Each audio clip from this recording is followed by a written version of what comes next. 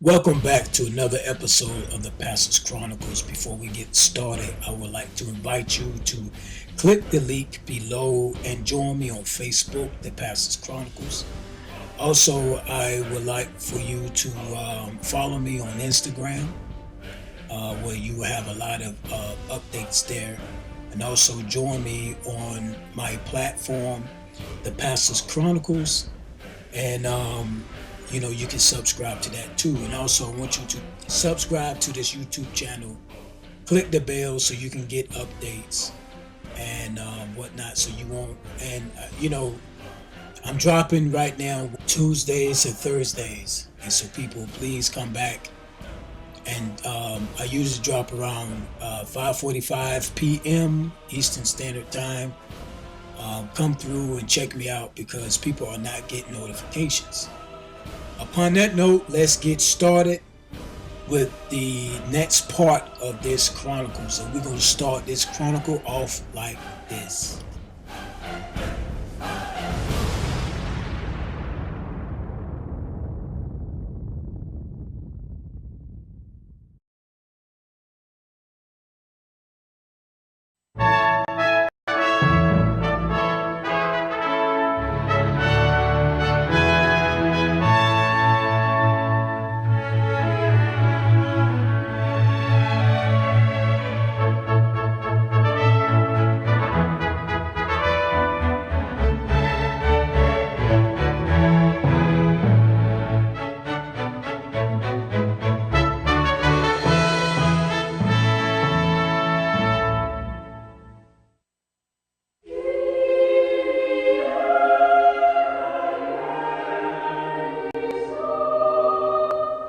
It is a story everyone knows.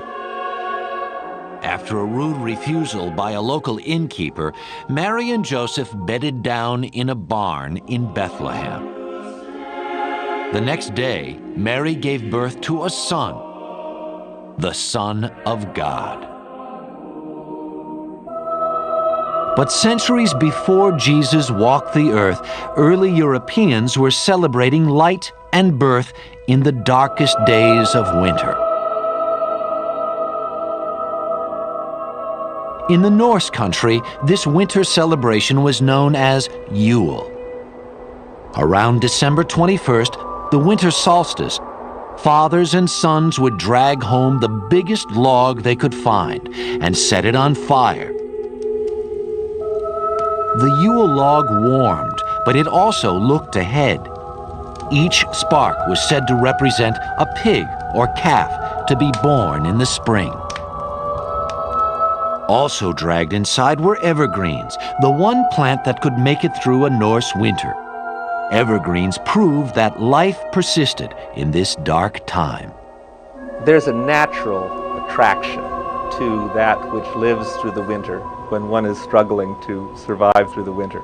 The evergreen is that part of nature that seems impervious to the coming of winter and the diminishing of the sun. And so it's an absolutely natural symbol, one which I think we react to almost without thinking about. For as long as the Yule log burned, about 12 days, feasting and revelry reigned supreme. In fact, this was one of the few times that meat was abundant, since cattle had just been slaughtered for the long winter. There is a necessity to kill most of the cattle, because you can't keep them alive over the winter when there's nothing to feed them on. You keep a few alive for breeding. But there is an opportunity for a great blowout, for a great feast, time to party. The party raged inside in defiance of winter's deadly howl. There is a spooky feel about the northern Yuletide festivals. You may be all right there in the hall with the blazing fires, but outside there are demons, there are spirits. In Germany, the pagan god Odin lent his name to this midwinter holiday. Early Germans were terrified of Odin, whose nocturnal flights decided who would prosper or perish in the coming year. Later, we'd see another Christmas skyrider, Santa Claus. But for now, staying inside became the smartest choice at this frightening time of the year.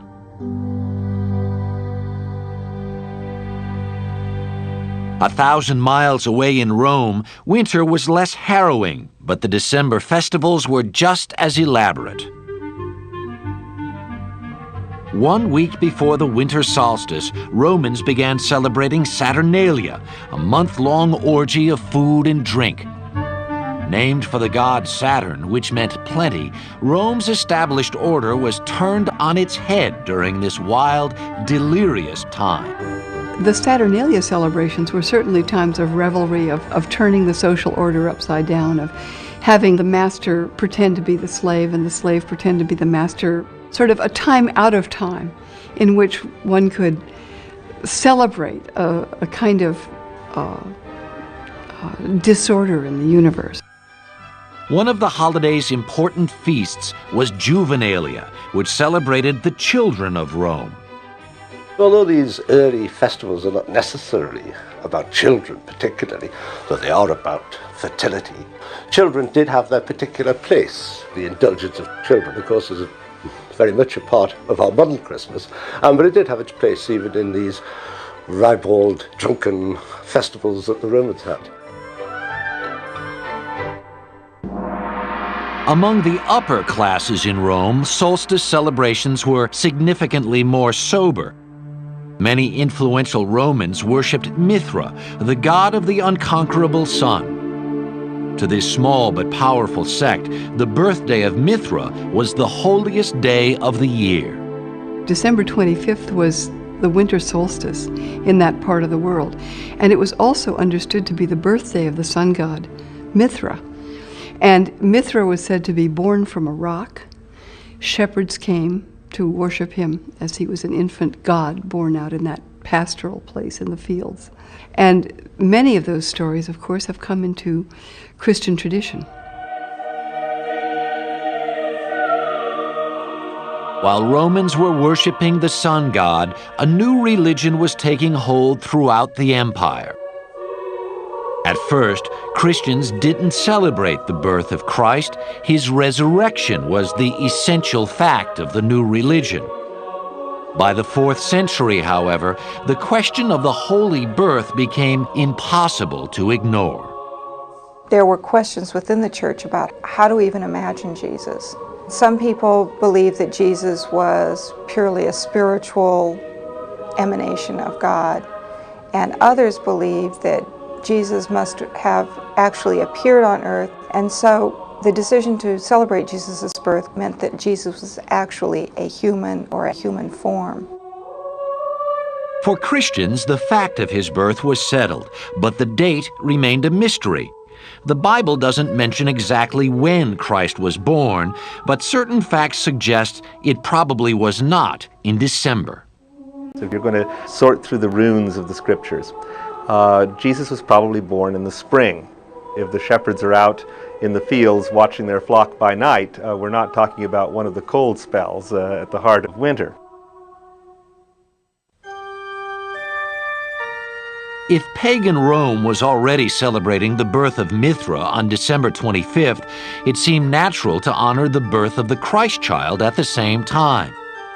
By the 4th century, the church made it official.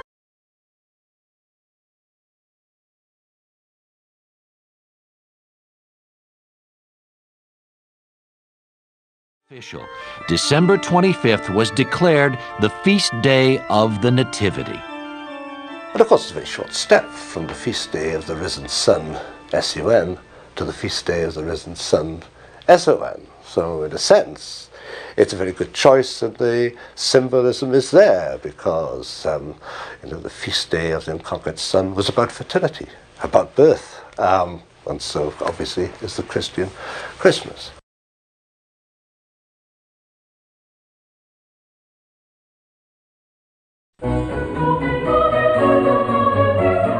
The church knew it could not outlaw the pagan traditions of Christmas, so it set out to adopt them. The evergreens traditionally brought inside were soon decorated with apples, symbolizing the Garden of Eden. These apples would eventually become Christmas ornaments. And holly, a traditional midwinter decoration, was recast to represent Christ's crown of thorns. People already had their own agenda for this season, and that agenda was not one that was really radically changed when the names got changed from non-Christian to Christian names.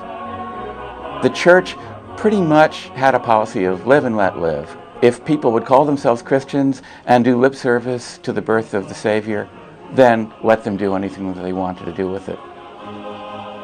But on the other hand, by assigning the nativity to that time of year, the church really gave up the opportunity to control the way that celebration took place.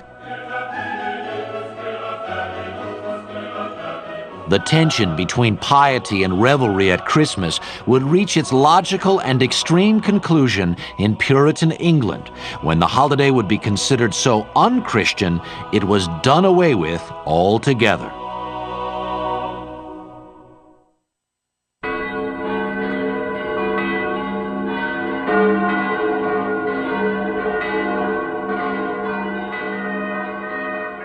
By the Middle Ages, Christianity had largely replaced the old pagan religions of Europe. On December 25th, the faithful were called to Gothic cathedrals like Notre Dame and Salisbury Cathedral in England for Christ's Mass, soon to be called Christmas.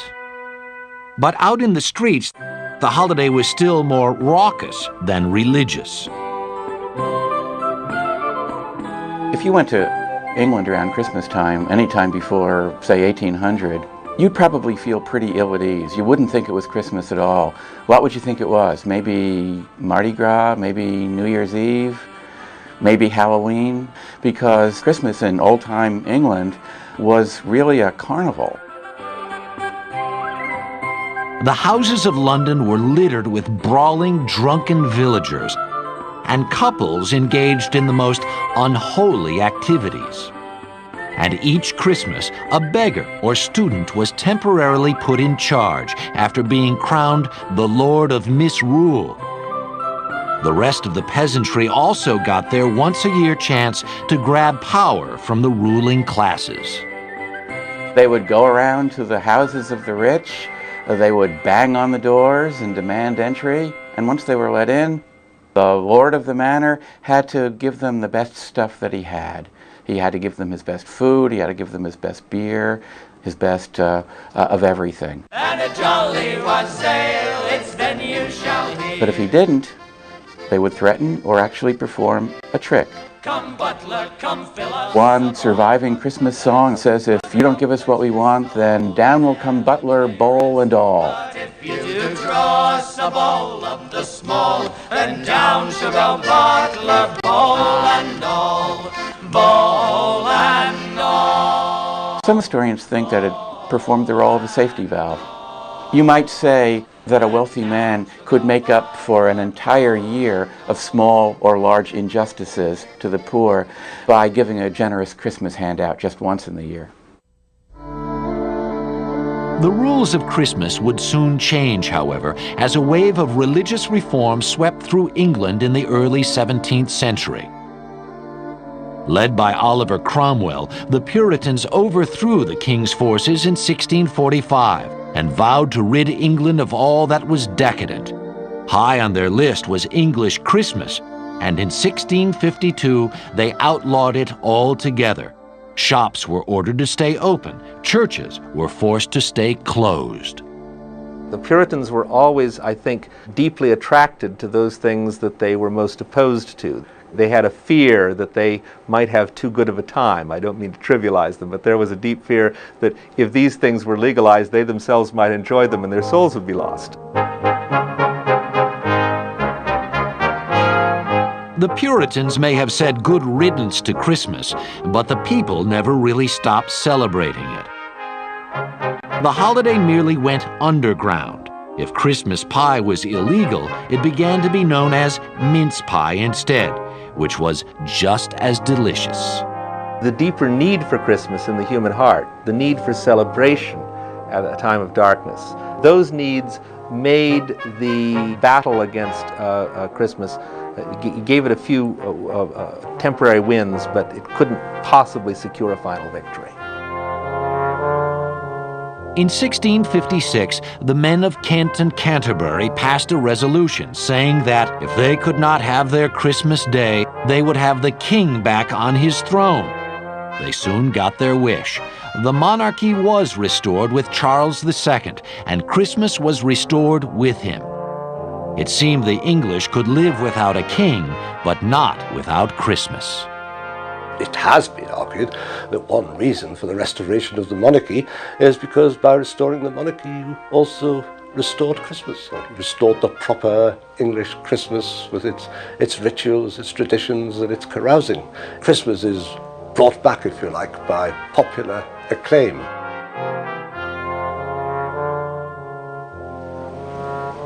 The fight against Christmas may have been lost in England, but the Puritans had high hopes for the new colonies in America. In 1620, a small group of separatists came ashore at Plymouth, Massachusetts. Even more orthodox than their English cousins, these men and women hoped to rid themselves once and for all of the Christmas scourge. In 1659, Puritans in Boston followed their English brethren in outlawing Christmas. Anyone caught exhibiting the Christmas spirit was fined 5 shillings. Like in England, however, Christmas remained impossible to contain. The 1719 Boston Almanac doesn't list a Christmas holiday, but it does recommend that in late December you not let your children and servants run too much abroad at night. From almost the beginning in Massachusetts, there's evidence that some people practiced Christmas, and that when they did so, it was in fact an opportunity to get drunk. And one of the most interesting little sidelights on this is the finding of historical demographers that there was actually a bulge in conceptions, the conception of children, that took place during Christmas. Not all the colonies had such trouble with Christmas. Captain John Smith, leader of the Jamestown settlement in Virginia, wrote that their first New World Christmas was kept with plenty of good oysters, wild fowl, and good bread. Jamestown settlers were also the first to drink eggnog as a Christmas drink, the nog coming from the word grog, which means any drink made with rum. After independence, however, all things English fell out of favor in America, Christmas included. In fact, on December 25, 1789, the United States Congress sat in session and continued to stay open on Christmas Day for most of the next 67 years. At this same time, there are people who are writing in their diaries that, isn't it too bad we don't have any holidays? So after the Revolution, here is an entire nation that works hard, has forsaken many holidays, has given up many holidays because they were holidays that were mandated by the Crown. And it is time to start thinking about how to populate the calendar. As the 19th century dawned, Christmas would be one holiday that would pull the new nation together. But it wouldn't be the carnival Christmas of Old England, nor would it be particularly religious.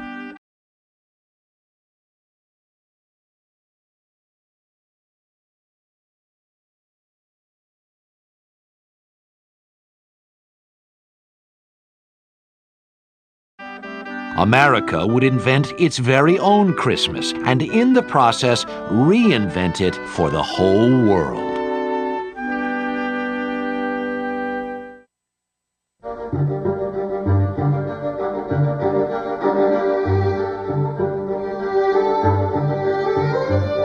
New York City, 1820. Within the space of a generation, New York had gone from a backwater port town to the center of American commerce. Great wealth came to a few during these years and moderate livings to the burgeoning middle class. But the Industrial Revolution had also created a class of the unemployed and unconnected, whose very existence threatened the cozy world of New York's middle rung. This was never more clear than at Christmas time. Class conflict was emerging with the earliest stages of industrial capitalism.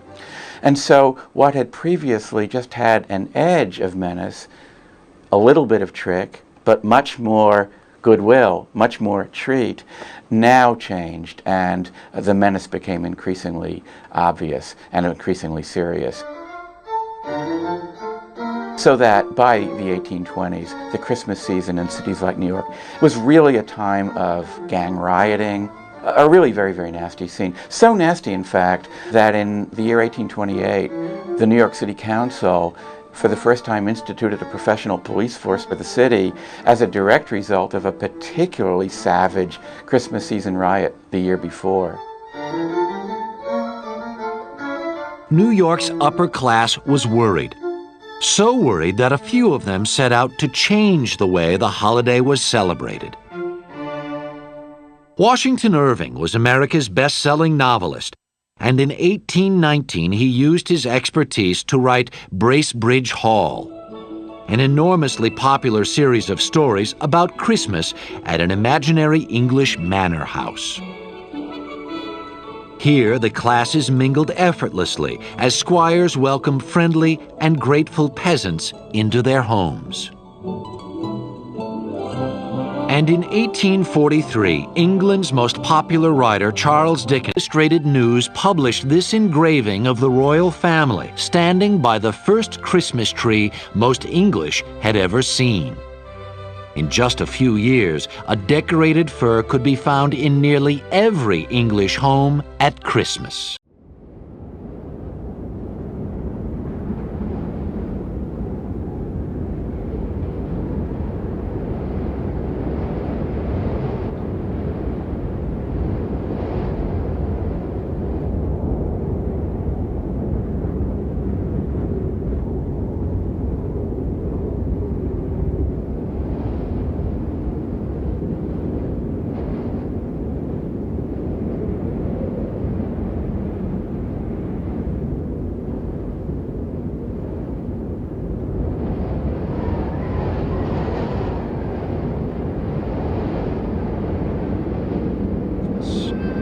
Within a few years, if you look at Victorian diaries or letters, people are saying, we had a Christmas tree as is customary, or we had a Christmas tree as we have always had. And of course, they hadn't always had one at all. It is a custom which had started in the 1840s, and by the late 1850s, people believed that the Christmas tree was part of the English Christmas. Americans embraced the Christmas tree just as quickly as the English had. In fact, its connection to the Old World was one of its strongest selling points. For a lot of Americans, these are going to be new holiday traditions, not something their parents observed, especially in the case of the more austere Protestants. So they're looking for a reason for what they're doing. And one of the most convenient reasons they can have is they can say, well, this is the way it's done in Germany, or this is the way it's done in England. All of a sudden, Christmas traditions were popping up everywhere. In 1828, Joel R. Poinsett, America's minister to Mexico, brought back a green and red plant that seemed perfect for the new holiday. And in 1843, the English firm of J.C. Horsley printed the first Christmas card. A newly efficient postal service in England and America helped make Christmas cards an overnight sensation. It seemed as though every vestige of the old Bacchanalian Christmas was gone, but even the Victorians couldn't clean up Christmas completely. Victorians were particularly keen on mistletoe because, of course, you could actually kiss a lady, or a lady could kiss a man, that normally, in the normal course of events, she would not be allowed to kiss. So in a society which was fairly strict, one vestige of that licentious Christmas from earlier times is the sprig of mistletoe. No Victorian Christmas gathering was without it. O come, By mid-century, Christmas was everywhere in America, in the streets, in the homes, in the marketplace. The one place you could not find Christmas was in church. Most Americans were Protestant, and the Protestant church had ignored Christmas for years. But Protestant Victorians longed for official religion on this sacred day. What a number of them do initially is say, well, if we can't find a Christmas service in our Baptist church or our Presbyterian church, let's go see what the Catholics are doing, or let's go see what the Episcopalians are doing. And increasingly that puts pressure on these Latter-day Puritans to have Christmas services, because there's a way in which lay people begin to expect it. Church services, mistletoe, and Christmas trees. America's new holiday now seemed firmly in place. But Victorian America had one last contribution to the Christmas season. A jolly elf who shimmied down the chimney would soon personify Christmas for generations to come. Here comes Santa Claus, right down Santa Claus Lane. We borrowed the Christmas tree from Germany and the Christmas card from England. But one Christmas icon was developed right here in America, Santa Claus. Hang your stocking, say your prayers, 'cause Santa Claus comes tonight. Long before Santa, however, there was St. Nicholas, a Greek Orthodox bishop who became one of the most popular saints of the Middle Ages. On December 6th, St. Nicholas Day, good children woke to gifts from the kindly saint. Bad children sulked away with nothing. In Holland, he was known as Sinterklaas, and when the Dutch came to this country, they brought tales of their gift-giving Nicholas with them. This quaint custom caught the imagination of Clement Clark Moore, a well-heeled Episcopal minister in New York City. In 1822, Moore wrote a poem for his children about a good-natured saint who came down the chimney on Christmas Eve. 'Twas the night before Christmas, and all through the house not a creature was stirring, not even a mouse. The stockings were hung by the chimney with care, in hopes that St. Nicholas would soon be there.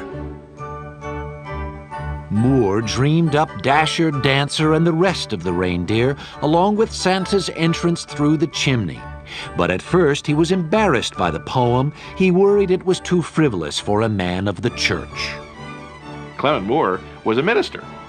Here a minister, who should be on the other side, is promoting a secular Christmas with reindeer and all the rest of it. But there was no mention in the poem of anything religious. And in fact, that's why he didn't reveal who he was. In the beginning, he didn't reveal the authorship. Moore soon owned up to the poem when it became clear that every child in America was scanning the horizon for reindeer on Christmas Eve. Less clear was what exactly this Santa Claus looked like. At first, Santa came in all shapes and sizes. A pagan sorcerer, a frightening gnome, even a drunkard on a turkey-driven sleigh. Then, in 1863, Thomas Nast, a cartoonist for Harper's Weekly, settled the matter once and for all with his version of the Christmas saint. Nast Santa was rounder and jollier than his austere Catholic cousin. He looked, in fact, like a man of his times, a man who would fit right in with the rotund, bewhiskered robber barons of the late 19th century. But Santa was a robber baron in reverse. Instead of taking from the less fortunate, he gave to the less fortunate. He gave to people regardless of whether they'd done something or not. In other words, he gave to children. Instead of gathering together wealth, he gets rid of wealth, and he does it yearly. A captain of industry with a heart of gold. It's no wonder that by the 1840s, Santa Claus was an irresistible image to America's retailers. Here was a guy who could sell anything at Christmas, but make it seem like you were not buying gifts at all. Santa Claus provided a way for both children and parents to pretend that Christmas presents were not in the realm of the commercial marketplace, that Christmas presents existed in the realm of pure domestic affection. So Santa Claus played a very important role for both parents and children. He took presents out of the realm of commerce.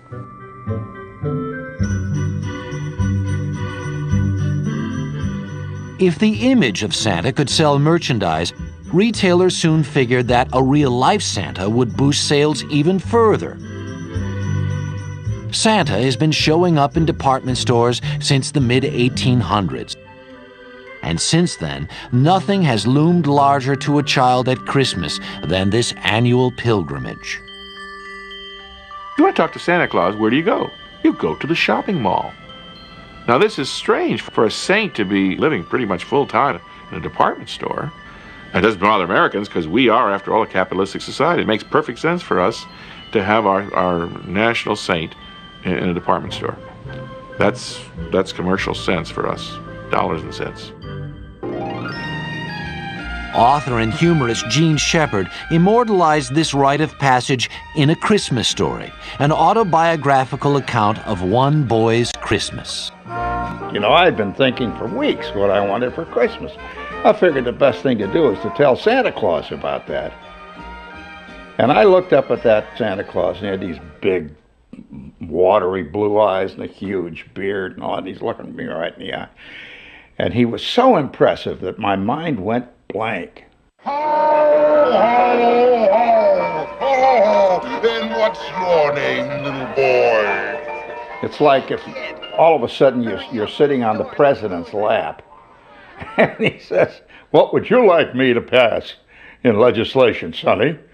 I mean, your mind's going to go blank. You can't remember any of this stuff. And so at that point, Santa Claus looked at me and he says, "All right, how about a football, kid?" How about a nice football? Football? I wanted a BB gun. So he pushed me off his lap, and this elf grabbed me and threw me down a slide that went down into the snow. And I laid there for a minute, and I knew that I was not a fit person to talk to the great. Santa Claus was obviously a star. A celebrity of this magnitude obviously needed a sidekick.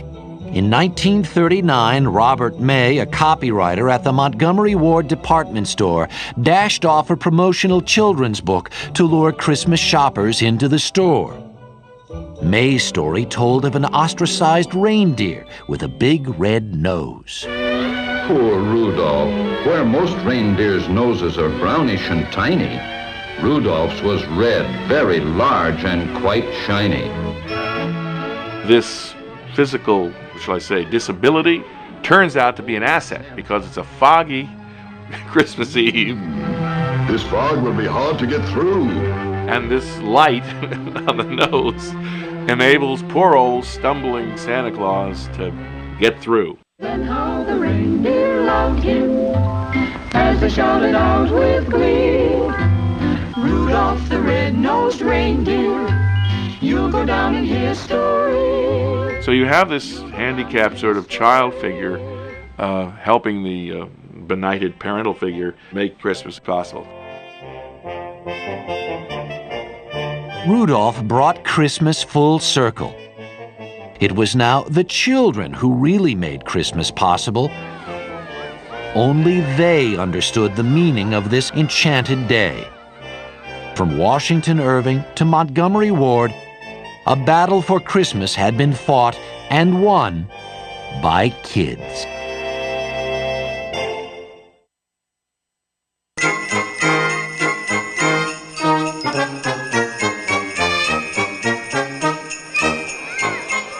By the 1920s, few vestiges of the carnival Christmas were left in America. One exception was this Christmas parade in New York City, where a glimpse of Santa Claus was worth the all-day wait.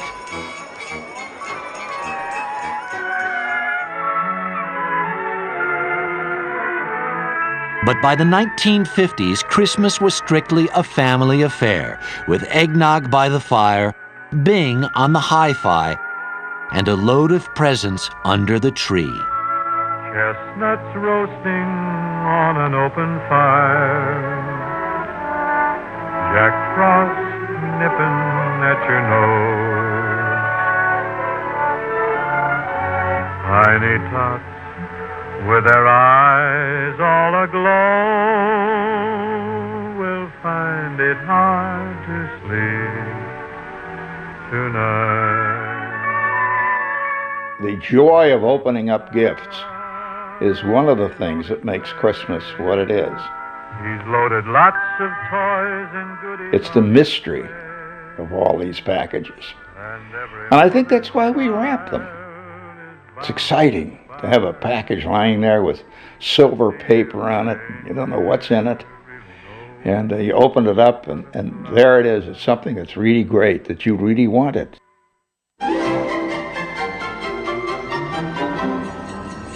But to give presents, you have to shop for them. And shopping has long been at the heart of the Christmas season. Critics say this yearly buying frenzy obscures the real reason for Christmas, to celebrate the birth of the Christ child. Celebrate the birth of Christ and the gift that God gave us, and as much as the gifts we give our children on Christmas Day. But she wants all the toys, right? I think a lot of it is more commercialized than when I was younger. I remember going to church and having family dinners being more of an important aspect of it. It's difficult because the children don't grow up realizing what the real meaning is. People say that Christ has been lost in Christmas. Implicit in that is the idea that Christ had ever been totally the center of Christmas.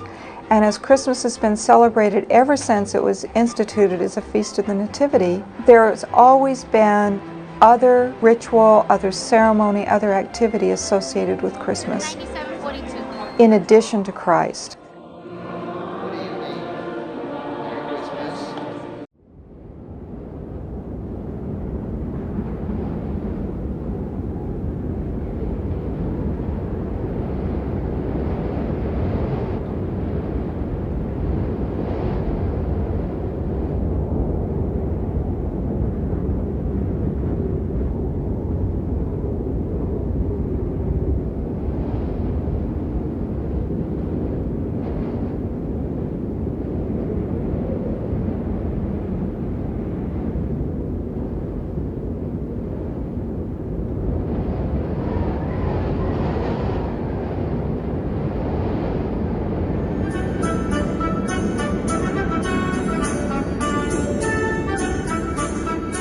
Everyone knows the most famous icon of the holiday season is Santa Claus, flying through the sky on a sleigh pulled by 8 reindeer, delivering gifts to children all over the Western world. And most heathens understand that modern-day Christmas traditions, including Santa Claus, comes from our ancient Northern European holiday known to the Germanic peoples as Yule.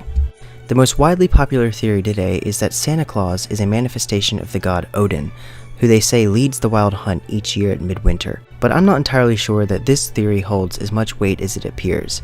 It definitely seems to be a more modern Wicca Asatru idea based on medieval attestations that has become popular among neo-pagan circles. So let's take a closer look at just who exactly is the Yule Father of ancient winters past. Is he one deity in particular, or an amalgamation of multiple different gods, or maybe just an animistic nature spirit embodying the winter itself? 'Twas the Night Before Christmas by Clement Clarke Moore depicts Santa Claus with 8 reindeer. Many connect this to Sleipnir, Odin's 8-legged horse. But as far as I know, Sleipnir doesn't have a name for each of his legs, does he? But 2 of Santa's reindeer are named Dunder and Blixen, or more famously, Donner and Blitzen, the Dutch and German words for thunder and lightning. 2 forces personified by the god Thunor, who rides across the sky in a thundering chariot pulled by his 2 goats. Thor is one of the most beloved gods in the pantheon, since he is the friend of the common man. Relics depicting Thor and Mjolnir have been among the most common archaeological findings in northern Europe. He is also attested by ancient sources as being the most popular god among the Alemanni, Suebi, and Marcomanni tribes, as well as the Franconians and Thuringians. Adam of Bremen even writes that Thor was placed in the central throne at the Temple of Uppsala, with Freyr and Odin on either side of him. Today in Germany, there is the tradition of Krampus, the Yule goat. Modern legends describe him as a terrifying or malevolent satanic-like creature, opposite of St. Nicholas, that bags up the naughty children to be devoured in his lair. This is clearly a Christian demonization of an ancient pagan tradition with Donner's goats. Even during the time of the Brothers Grimm, Krampus was not a horrifying demonic creature as they show him today. The Yule goat was the home visitor and the gift bringer. Traditionally, men dressed up as goats and went throughout town singing and performing, probably much like caroling and wassailing in England. In Scandinavia, the Yule Book is one of the most iconic symbols of Yuletide. There are several 19th and early 20th century folk songs about the gift-bringing Yule goat in Sweden. The English Father Christmas, who is really Father Yule, also rides on a goat as well and is depicted with a bowl of steaming wassail. A well-known holiday tradition in England is burning a Yule log. The wood most likely used was oak, a tree closely associated with Donner. There's also an interesting connection that I noticed with the Old Norse name Mjolnir, which means Yule figure, and Thor's hammer, Mjolnir. The actual word is within the word Mjolnir, and I wonder if there's some kind of ancient connection here that would link Thor with being the Yule Father. I haven't been able to find anything on this other than just that the spelling is similar, but it's definitely an interesting theory to explore. The imagery of Santa riding in a flying vehicle pulled by his animal familiars could very much be an ancient callback to Thor and his chariot.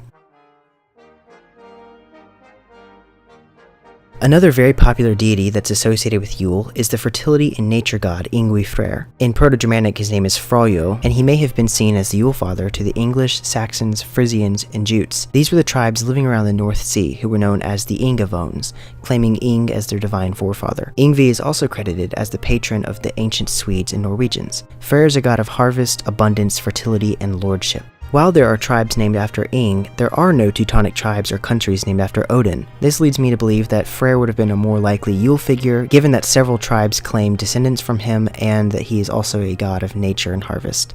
One of the most common holiday colors after red and green is also gold, symbolic of the sun and light, but we also remember that Freyr has a golden boar named Gullinbursti, whose name literally means golden bristles or golden mane. The main dish of the Yuletide feast is a boar, a tradition that many people still observe today with serving a honey-baked ham at their family holiday gathering. There's actually a 15th century English carol called The Boar's Head.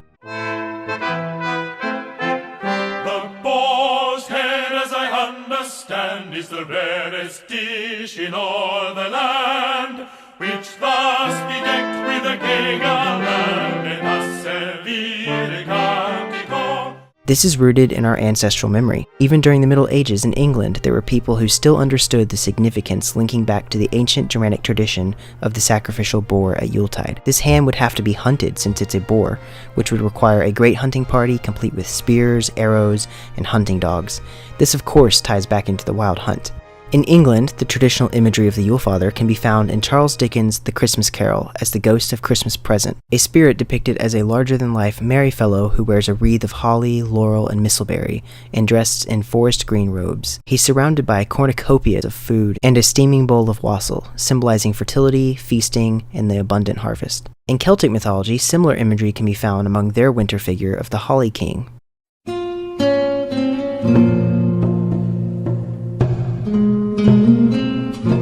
In the local folklore of England, the hunting and nature god Herne is known to lead the wild hunt through Whitsman Wood at midwinter. He's associated with deer, wolves, and the animals of the forest, and is equivalent with the Celtic god Cernunnos, as both are forest and hunting gods, depicted wearing antlers. Freyr is also known to fight with antlers in mythology, so it is possible that Herne could be an aspect of Freyr, as both are nature deities. This might also be why reindeer are another common winter holiday animal and associated with Santa Claus. Another huntsman deity associated with winter is Ullr.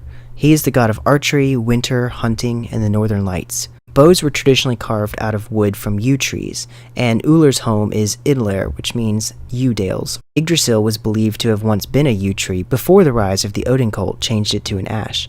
The yew tree is an evergreen tree, while the ash is not. Adam of Bremen writes also in his accounts that there was once a tree outside of the temple of Uppsala that remained evergreen throughout the summer and the winter. The tree is also a phallic symbol, important especially at this time of year in the middle of winter, representing eternal life and cyclical time. We know from historical sources that folk gathered around evergreen trees or a sacred grove to make offerings of meat and blood sacrifices at Yule. It seems more likely that there would be a Father Winter figure in the old times as well, and that might be related to a figure like Ullr, who is, god of cold weather and hunting and huntsmanship and the bow and that sort of thing, which is then again connected to the yew tree, which is a promise of spring, an evergreen tree, because we brought in firs and evergreen trees for thousands of years. Even the Romans brought in evergreens into their homes during their winter festivals.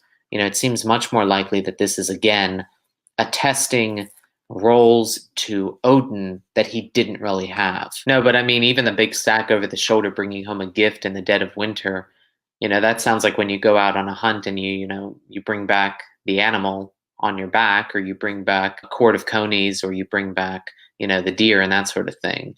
Because it does kind of look like a big sack. I mean, I don't know if you've ever been on a hunt and brought back a deer for, processing, but, it is kind of like a big hunk of meat. And if you're hungry during winter time and you don't want to slaughter the animals that are living in your barn for meat, then it's a pretty nice big gift. And then we know that they hung up slaughtered animals, meat and carcasses from the branches of the Yule tree, in supposed respect to Odin and as a sacrifice to him. But it makes much more sense that you've slaughtered the wild animal and you've processed it and you've given part of it to hang in the Yule tree, that you would honor the huntsman instead. And again, also, I mean, the other thing too is we can't forget that during the Middle Ages, there were huge penalties for what was called poaching, which was, peasants going out into the forest and killing animals to bring home to eat and survive, to supplement their feudal grain-based diet. Because the lords had, bought up and taken control of the forests and had put the foresters out of work by taking the land and using it as their private game reserves. Poaching was punishable by, chopping off your hand, hanging, burning, later on being shot. And up until like 1900, you could be, if you were in England, you could be put on a ship and sent to Australia, and in Russia, if you were a serf until the 1880s and you had poached, you would be sent to a gulag in Siberia. It would be remiss to forget that connotation. Let's take away the huntsman god at this Christmas time when peasants are going to be running low on their grain and their grain-based diet of bread, because that's all gone to the Lord for reselling, and they need food. They might, just go out into the woods and hunt. Let's take that away and make sure that the peasants don't view the forest as a good thing to have a gift provided for them by Father Winter. There's a German children's story published in 1859 called King Winter by Gustav W. Seitz. In the story, a winter Yule figure inspired by old Teutonic traditions leaves his icy home to bring winter to the land and gifts to the good children. His wife, Queen Winter, spreads all over the earth a carpet downy of snow. This is obviously Mother Hulda, also known as Frau Halle, shaking out her bed and bringing snow into the country. As you can see, the Yule Father would be a nature, weather, or hunting deity like Thor, Freyr, Herne, or Uller. Another figure in the winter folklore of northern Germany is Belsnickel, said to be a companion of St. Nicholas, but instead of accompanying this Christian saint, he visits homes on his own. He's described as wearing furs and sometimes even a mask, delivering candy and treats to the good children and a switch or twig for the naughty children. We see again a figure connected to the woodlands, hunting, and living among nature. This figure has also appeared in the holiday traditions among the German populations of Pennsylvania in the 1800s. Another common misconception people have about Santa Claus is his colors. Traditionally, Santa doesn't wear red, but instead wears deep hues of green, blue, or brown, all colors that connect him with the forest, earth, and weather, while he doles out abundance and plenty in the depths of winter. It is the Anatolian Turkish Saint Nicholas who wears red and white, and these colors were later popularized in America by Coca-Cola to match their brand image. It's not some metaphor for reproductive organs or birth. It could possibly be that Santa's red coat maybe represents fire, since he does come down your chimney, or the red could be representative of the rowan berry, which is a plant associated with Thor. Thor is also a god of the household, so it is possible that an argument could be made for the red coat, but the traditional Yule Father wears green or blue. There is a theory that red and white are representative of the Amanita muscaria mushroom, and I'll address that later in this video. Santa's helpers are the elves, and we know that in our mythology, Yngvi Freyr is also king of the elves and resides in Elfheim. The elves, of course, are ancestral spirits of nature, honored at the Bloth Monath, or blood moon, in mid-November for the Alphabloat. It makes sense that many tribes would venerate this archetype during the Yule season, especially the Ingavones who attributed their lineage back to Ing. In the King Winter story, the king's helpers are the elements of winter, one of which is Jack Frost, and Jack is a kinning for spirit. In the poem 'Twas the Night Before Christmas, Santa is described as a jolly old elf, and the etymology of the word jolly comes from the Old Norse Jol, which means Yule, so Santa truly is the Yule elf.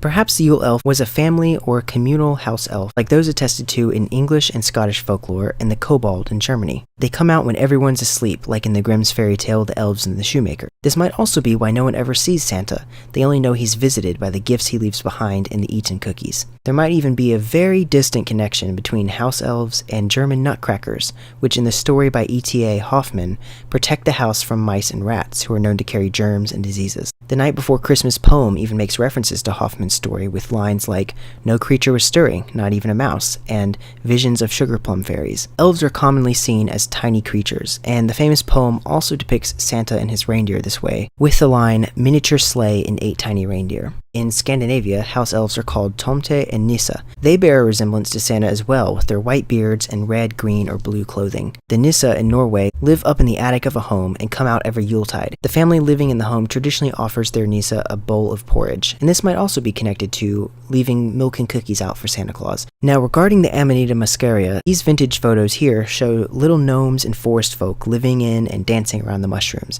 again showing the Yule association with animistic nature spirits. This type of mushroom can be found all over northern Europe and contains psychedelic, mind-altering properties. These were probably used by shamans and witches as a way to communicate with the spirit world. In Siberia and the Arctic regions, shamans would collect them and give them as gifts at midwinter. Reindeer also love this mushroom and will seek it out wherever they can, which might also be a reason they are associated with Santa. Amanita muscaria is found throughout the northern hemisphere, especially under birch trees. Perhaps there could be an ancient link here as to why presents are placed under the Yule tree. One final deity I want to discuss that might be associated with Yule is Tyr, or Tiwaz, the Sky Father and King of Asgard. Everyone knows Santa lives at the North Pole. Well, this is the Axis Mundi, which is symbolized by the Irminsul, the pillar that holds up the heavens and connects the sky and the earth, and is associated with the Sky Father Tyr.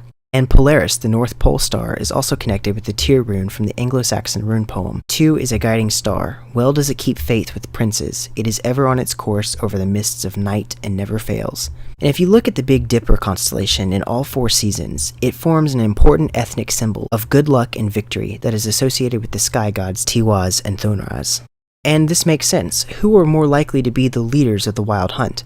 The great Teutonic Reich god of light and victory, resplendent with gift-giving, the boar fertility and nature magic god, the stag-like huntsman god of the woods, or the mysterious mercurial god that has no attested tribes and no known archaeology predating the migration age, and dresses up suspiciously like Isaac of York from the story of Ivanhoe, who comes from nowhere in a funny hat demarcating him as being of a certain tribe, and contributes nothing to the feast while his Norman elites and other swarthy allies terrorize the Saxons on the roads. Why would our god that helps us through winter and ushers in the new year be a fearful character who would snatch up your soul and take it to Helheim?